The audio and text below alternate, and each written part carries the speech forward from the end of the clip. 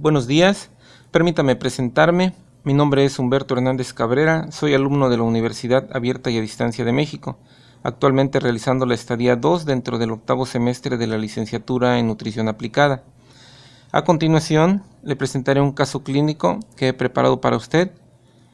Se trata de una paciente femenina de la novena década de la vida, 85 años, tiene un peso de 37 kilogramos y una estatura de 1.5 metros. La paciente presenta dificultad para comunicarse de manera verbal, por lo que la entrevista se realiza en tercera persona, auxiliados con uno de sus familiares, una hija. Ella tiene diagnósticos establecidos de una desnutrición proteico-calórica severa, más una anemia ferropénica microcítica y una demencia senil. Dentro de los antecedentes familiares que detectamos, dice que tiene o tuvo una madre con hipertensión arterial, la cual falleció de un infarto cardiovascular. Su padre murió por cirrosis hepática a consecuencia de un alcoholismo crónico. Dice que tiene o tuvo un hermano mayor con obesidad mórbida, complicado con dislipidemia e hipertensión, lo cual lo llevó a fallecer por un evento cerebrovascular. Su hermano menor con diabetes mellitus y desconoce el resto de enfermedades. Su hijo mayor padece obesidad, más diabetes también, y su hija menor dice que recientemente fue diagnosticada con miomatosis y cáncer de útero, la cual fue tratada con quimioterapia sin éxito. El resto de trastornos de enfermedad los desconoce. Dentro de los antecedentes patológicos no personales, ella refiere que vive con sus hijas, tienen una casa de material, piso de loseta, la casa es de 2 pisos, ella vive en la parte de abajo. Dice que cuenta con todos los servicios básicos. A ella le gusta ver la televisión, le gusta escuchar música, le gusta que le lean cuentos, que la lleven al parque. Con respecto a los hábitos dietéticos, dice que estos son asistidos por sus familiares. Hasta hace poco eran buenos en calidad. Se observó que eran pocos en cantidad. Sin embargo, bueno, refieren que presenta dificultad para masticar. Se le dio papilla, la cual tolera poco. También refiere que cuando se la dan la escupe porque no la puede deglutir. El punto a resaltar aquí es que nunca ha dejado de comer. También se detecta zoonosis que hay con respecto a los animales, ya que convive con un perro, con un gato y con un perico. Los antecedentes patológicos personales refieren que tiene su esquema de vacunación completo, tiene una cirugía previa por apendicitis, no recuerda la fecha. En cuanto a la radiculopatía, dice que tiene 12 años de diagnóstico y bueno, ha evolucionado. A la fecha le limita un poco la movilidad y le impide caminar. Hace un año se le diagnosticó neumonía, la cual fue tratada en su momento. Y actualmente en el último mes el familiar refiere que ha perdido peso, aproximadamente entre 7 y 8 kilogramos. El diagnóstico médico, bueno, con respecto los diagnósticos, estos fueron establecidos de acuerdo a la Clasificación Internacional de Enfermedades, lo que es el CIE-10. El diagnóstico principal queda establecido como una demencia en otras enfermedades, demencia senil. La prioridad 1, el médico estableció una desnutrición proteico-calórica severa, la cual no lo especifica la causa. Dentro de las observaciones del diagnóstico, podemos ver que tiene una desnutrición por deficiencia calórico-proteica, por autorrechazo o demencia senil. El diagnóstico nutricional fue establecido en base a los datos anteriores y a la entrevista que se realizó con la paciente. La paciente, bueno, como ya vimos, es una paciente de la novena década de la vida, en la cual se observan algunos indicadores antropométricos que sugieren una desnutrición moderada. Sin embargo, de acuerdo al MUST, el BGS, circunferencias que tomamos y el análisis bioquímico y la pérdida de peso acelerado que refiere el familiar, dice que se pueden establecer algunos diagnósticos, como por ejemplo una desnutrición calórica proteico grave, demencia senil, anemia, rechazo a la alimentación. Dentro de los análisis bioquímicos que logramos recuperar de la paciente, inicialmente a su ingreso el día 31 de agosto fueron tomados los que se ven aquí al principio del lado izquierdo. Podemos apreciar principalmente alterados lo que es los eritrocitos, Recordamos que, por ejemplo, los eritrocitos, su función principal es el traslado de oxígeno de los pulmones a todas las partes del cuerpo.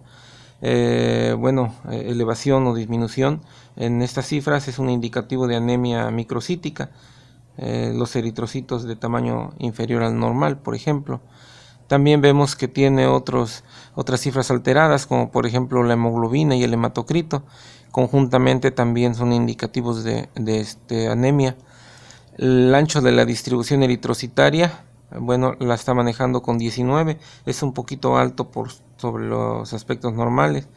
Recordemos también, por ejemplo, que el ancho de la distribución eritrocitaria nos da a conocer el grado de dispersión de la población eritrocitaria en anemias ferropénicas, a las cuales se encuentran elevadas.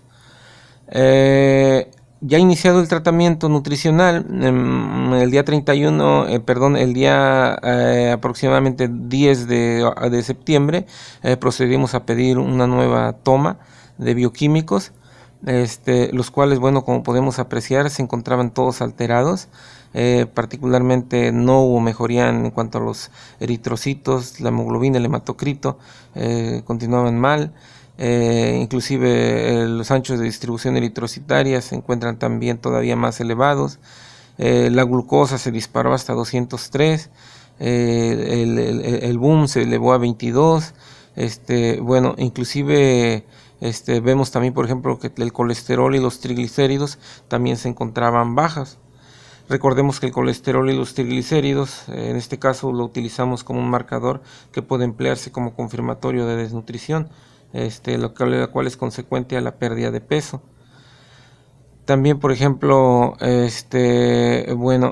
segundamente, ya el día 12 12 de septiembre, al darnos cuenta de que los bioquímicos habían salido alterados con respecto a la tolerancia de proteínas, decidimos solicitar unas nuevas pruebas de funcionamiento hepático para confirmar o corroborar la tolerancia de la paciente a las proteínas.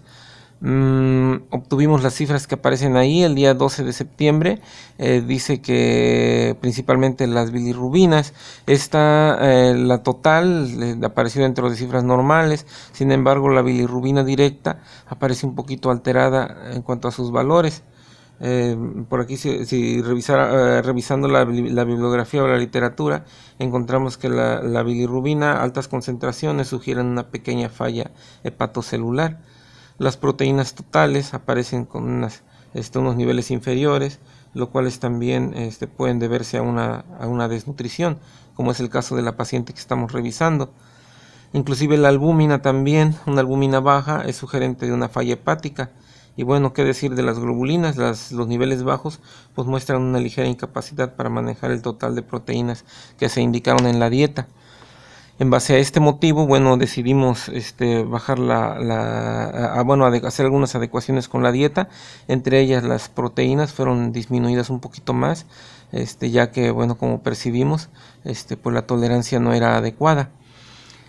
Ya con estas cifras nuevamente podemos ver que se realizó una nueva toma. Esta nueva toma de bioquímicos se pidió que se realizara el día 18 de septiembre, que ya fue cuando cerramos el caso clínico. Aquí ya en estos nuevos bioquímicos, bueno, se aprecian cifras un poquito más normalizadas. Si bien no pudimos obtener que todas estuvieran dentro de parámetros normales, se observa que la paciente va en recuperación. Por ejemplo, los eritrocitos, pues ya podemos observar que aunque sea bajos, pero ya se encuentran dentro de parámetros normales. La hemoglobina y el hematocrito, hay una diferencia todavía un poquito grande para normalizar sus cifras. Sin embargo, ya se aprecia que van en franca mejoría. Lo ancho de la distribución eritrocitaria ya se encuentra también dentro de parámetros normales. Su glucosa se encuentra ya en parámetros normales.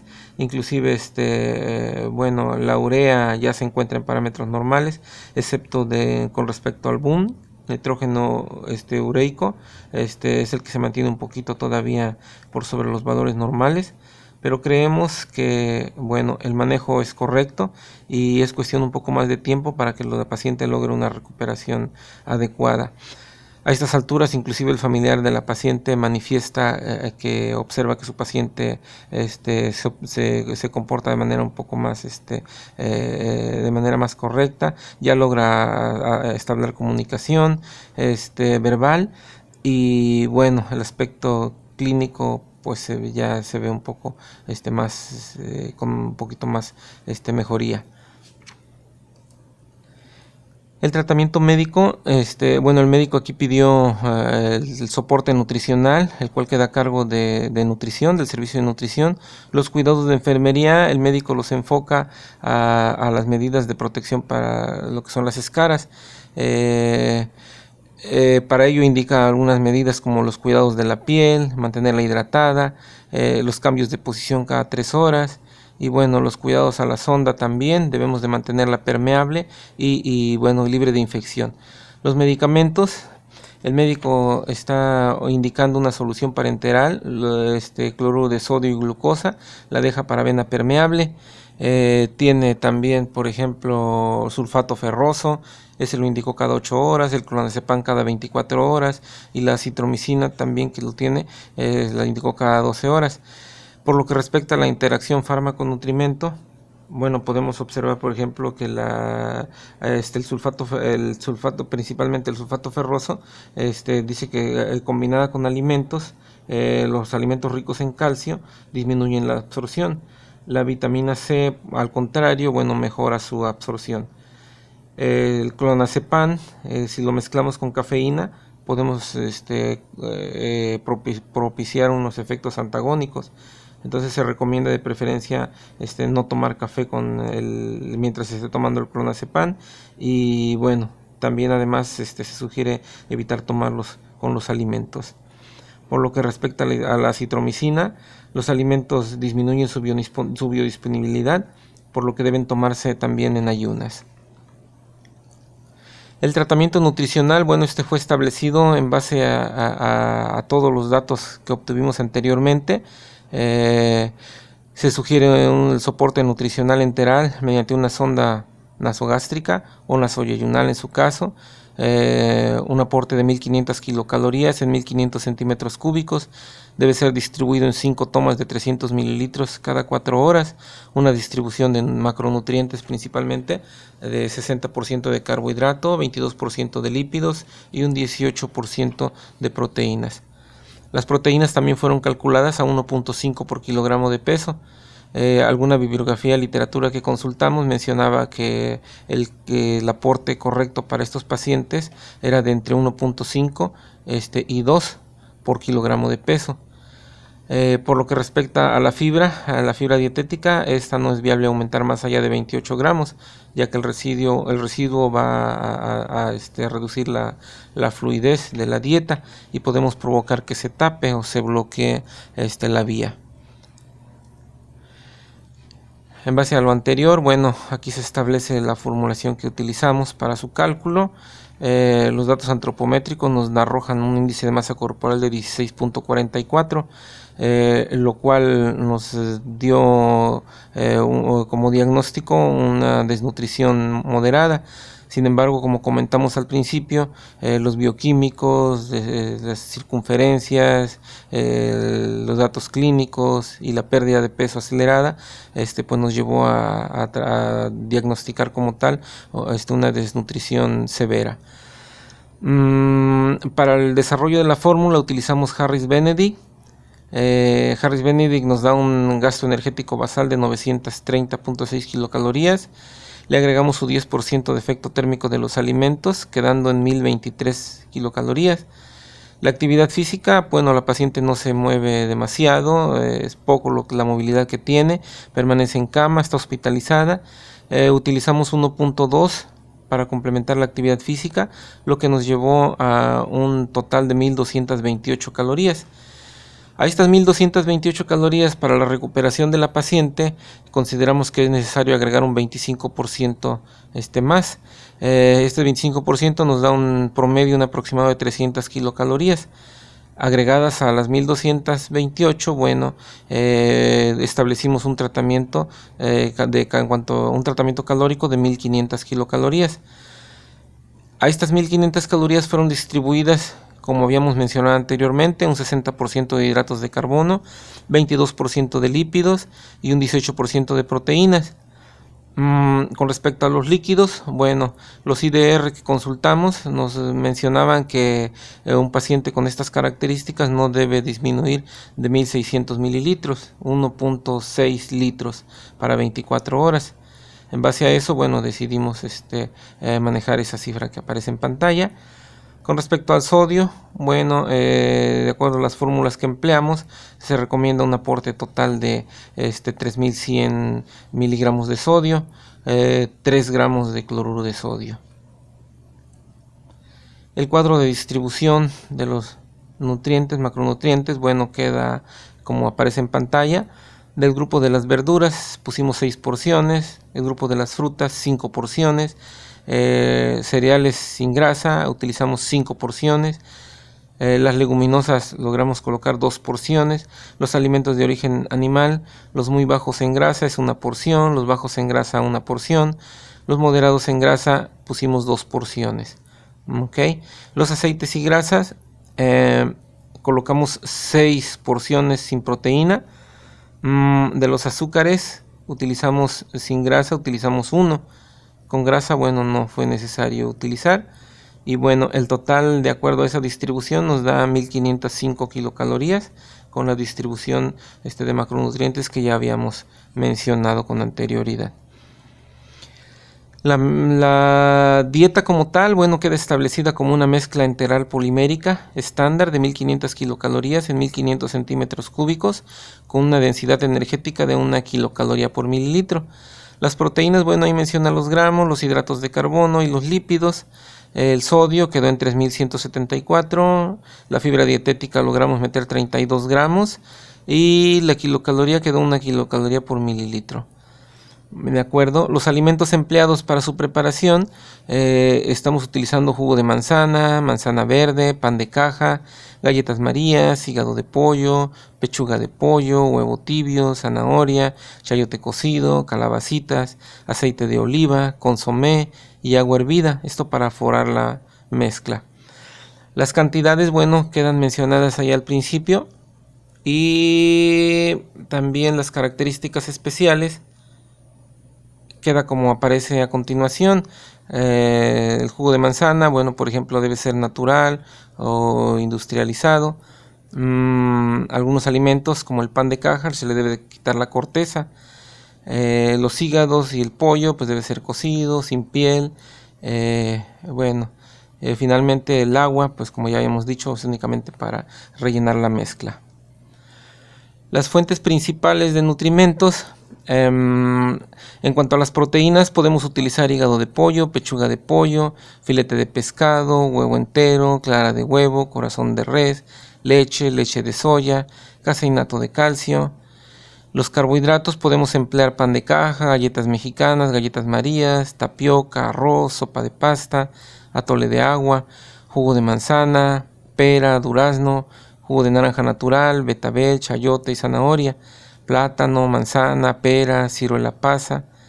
Los lípidos podemos utilizar aceite vegetal o margarina. El material y el equipo necesario para preparar las fórmulas licuadas, tenemos que utilizar una mesa limpia, correctamente desinfectada, una licuadora también correctamente lavada, el refrigerador en buen estado, cuchillo, cucharas, jarras, todas desinfectadas de manera correcta, los contenedores con tapa también limpios, una pluma o lápiz para anotar la formulación y diferenciar la marca. Vamos a utilizar también unas tazas medidoras, un recipiente graduado, la báscula para pesar los alimentos, las etiquetas para marcar la fórmula, un cubrebocas, guantes y la estufa para cocinar los alimentos. Todos los alimentos que mencionamos deben de llevar algunos una preparación previa, como por ejemplo los huevos deben ser entibiados por 3 minutos, el pan de caja se le debe de cortar la corteza, las galletas marías partirlas por la mitad, preparar el caldo con verduras, agregar los hígados, el pollo, la manzana, todo eso se puede cocer junto y ya finalmente nada más para mezclarlo se puede licuar por separado.